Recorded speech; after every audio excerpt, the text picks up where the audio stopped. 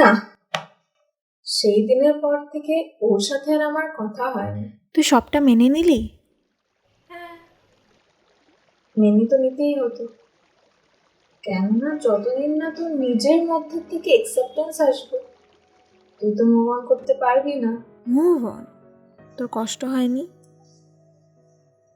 হয়েছে তো, ভীষণ।